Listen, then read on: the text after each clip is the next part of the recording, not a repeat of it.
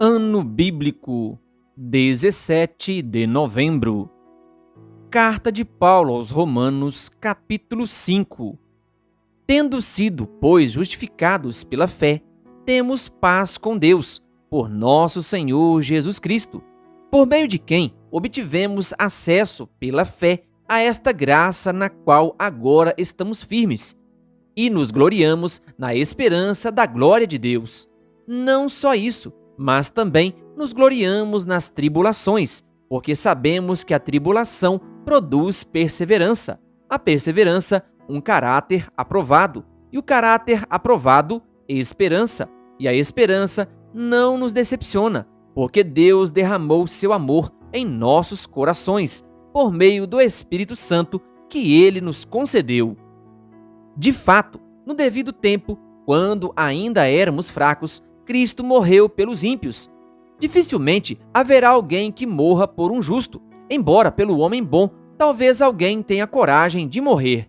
Mas Deus demonstra seu amor por nós. Cristo morreu em nosso favor, quando ainda éramos pecadores. Como agora fomos justificados por seu sangue, muito mais ainda, por meio dele, seremos salvos da ira de Deus. Se quando éramos inimigos de Deus, fomos reconciliados com ele mediante a morte de seu Filho, quanto mais agora, tendo sido reconciliados, seremos salvos por sua vida. Não apenas isso, mas também nos gloriamos em Deus, por meio de nosso Senhor Jesus Cristo, mediante quem recebemos agora a reconciliação. Portanto, da mesma forma como o pecado entrou no mundo por um homem, e pelo pecado a morte, assim também a morte veio a todos os homens, porque todos pecaram. Pois antes de ser dada a lei, o pecado já estava no mundo, mas o pecado não é levado em conta quando não existe lei. Todavia, a morte reinou desde o tempo de Adão até o de Moisés, mesmo sobre aqueles que não cometeram pecado semelhante à transgressão de Adão, o qual era um tipo daquele que haveria de vir. Entretanto, não há comparação entre a dádiva e a transgressão. De fato, muitos morreram por causa da transgressão de um só homem, mas a graça de Deus, isto é, a dádiva pela graça de um só, Jesus Cristo, transbordou ainda mais para muitos. Não se pode comparar a dádiva de Deus com a consequência do pecado de um só homem. Por um pecado veio o julgamento, que trouxe condenação, mas a dádiva decorreu de muitas transgressões e trouxe justificação.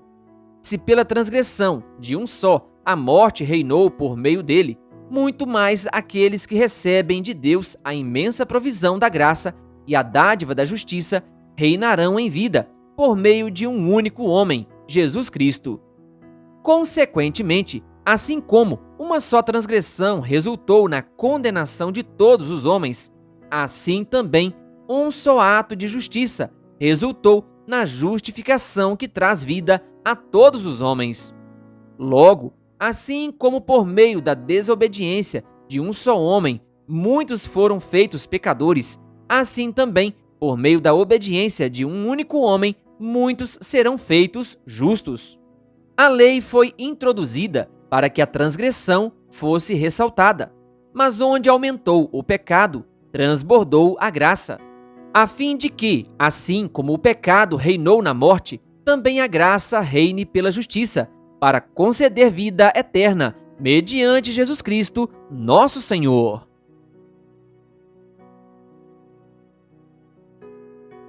Carta de Paulo aos Romanos, capítulo 6. Que diremos então? Continuaremos pecando para que a graça aumente? De maneira nenhuma. Nós, os que morremos para o pecado, como podemos continuar vivendo nele? Ou vocês não sabem que todos nós, que fomos batizados em Cristo Jesus, fomos batizados em sua morte?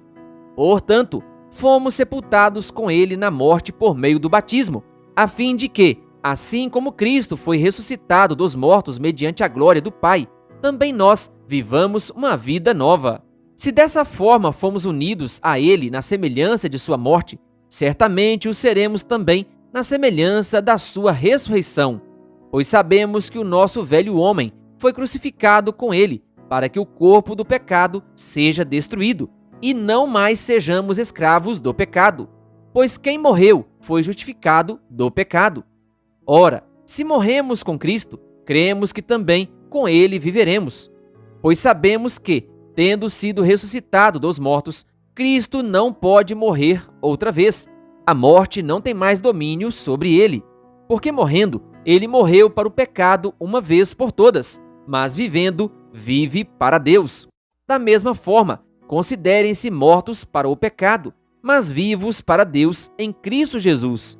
Portanto, não permitam que o pecado continue dominando os seus corpos mortais, fazendo que vocês obedeçam aos seus desejos. Não ofereçam os membros do corpo de vocês ao pecado como instrumentos de injustiça. Antes, ofereçam-se a Deus como quem voltou da morte para a vida, e ofereçam os membros do corpo de vocês a Ele como instrumentos de justiça. Pois o pecado não os dominará, porque vocês não estão debaixo da lei, mas debaixo da graça. E então, vamos pecar porque não estamos debaixo da lei, mas debaixo da graça?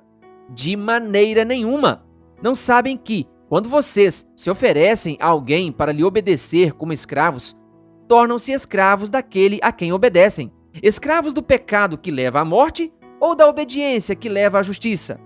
Mas graças a Deus, porque embora vocês tenham sido escravos do pecado, passaram a obedecer de coração a forma de ensino que lhes foi transmitida. Vocês foram libertos do pecado e tornaram-se escravos da justiça. Falo isso em termos humanos, por causa das suas limitações humanas. Assim como vocês ofereceram os membros do seu corpo em escravidão à impureza e à maldade que leva à maldade, ofereçam-nos agora em escravidão à justiça que leva à santidade. Quando vocês eram escravos do pecado, estavam livres da justiça. Que fruto colheram então das coisas das quais agora vocês se envergonham? O fim delas é a morte. Mas agora que vocês foram libertados do pecado e se tornaram escravos de Deus, o fruto que colhem leva à santidade, e o seu fim é a vida eterna. Pois o salário do pecado é a morte, mas o dom gratuito de Deus é a vida eterna em Cristo Jesus, nosso Senhor. Carta de Paulo aos Romanos, capítulo 7. Meus irmãos, falo a vocês como a pessoas que conhecem a lei. Acaso vocês não sabem que a lei tem autoridade sobre alguém apenas enquanto ele vive? Por exemplo, pela lei, a mulher casada está ligada a seu marido enquanto ele estiver vivo, mas, se o marido morrer, ela estará livre da lei do casamento. Por isso, se ela se casar com outro homem enquanto seu marido ainda estiver vivo, será considerada adúltera. Mas se o marido morrer, ela estará livre daquela lei, e mesmo que venha a se casar com outro homem, não será adúltera. Assim, meus irmãos, vocês também morreram para a lei, por meio do corpo de Cristo, para pertencerem a outro, aquele que ressuscitou dos mortos, a fim de que venhamos a dar fruto para Deus. Pois quando éramos controlados pela carne, as paixões pecaminosas despertadas pela lei atuavam em nosso corpo, de forma que dávamos fruto para a morte. Mas agora, morrendo para aquilo que antes nos prendia, fomos libertados da lei, para que sirvamos conforme o novo modo do Espírito, e não segundo a velha forma da lei escrita. Que diremos então? A lei é pecado? De maneira nenhuma. De fato, eu não saberia o que é pecado a não ser por meio da lei, pois na realidade eu não saberia o que é cobiça, se a lei não dissesse, não cobiçarás. Mas o pecado, aproveitando a oportunidade pelo mandamento, produziu em mim todo tipo de desejo cobiçoso, pois, sem a lei, o pecado está morto. Antes eu vivia sem a lei, mas quando o mandamento veio, o pecado reviveu, e eu morri. Descobri que o próprio mandamento, destinado a produzir vida, na verdade produziu morte, pois o pecado, aproveitando a oportunidade dada pelo mandamento, enganou-me e, por meio do mandamento, me matou. De fato, a lei é santa e o mandamento é santo, justo e bom. E então, o que é bom se tornou em morte para mim? De maneira nenhuma, mas para que o pecado se mostrasse como pecado, ele produziu morte em mim, por meio do que era bom, de modo que por meio do mandamento ele se mostrasse extremamente pecaminoso. Sabemos que a lei é espiritual. Eu, contudo, não o sou, pois fui vendido como escravo ao pecado.